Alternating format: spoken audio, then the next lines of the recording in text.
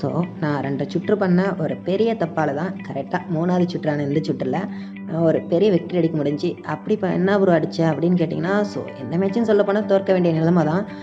நான் அந்த மாதிரி ஒரு கேரக்டர் தான். நம்ம பொறுத்த வரைக்கும் எல்லா கேரக்டர்லையும் எல்லா டீம்லேயும் ஃபஸ்ட்டு கேரக்டர் தான் இல்லை மெயின் கேரக்டர் தான் எப்பவுமே யூடியூப்பில் வீடியோ போட்டு ஹீரோ அதை பார்த்துருப்பீங்க.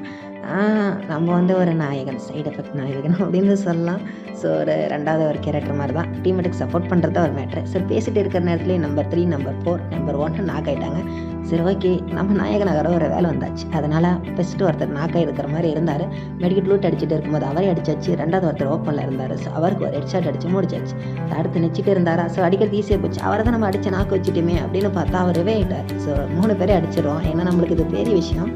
அதனால் ஒவ்வொருத்தரையும் நாக்கு வச்சுங்கள டக்குன்னு முடிச்சு விட்டுட்டேன். சரி வெளியே வந்து பார்த்தா அடிப்போமோன்னு பார்த்தா ஐயோ இனிமே வெட்டு வெளியிலே இருந்துட்டாங்க. ஸோ அவர் வந்து ஆஃப்லைன் நினைக்கிறேன். ஸோ அவரையும் மேட்ச் அடித்து முடிச்சு ஜெயிச்சிட்டு நண்பா. ஸோ தேங்க்ஸ் ஃபார் வாட்சிங் and like and share and subscribe பண்ணிடுங்க கைஸ்.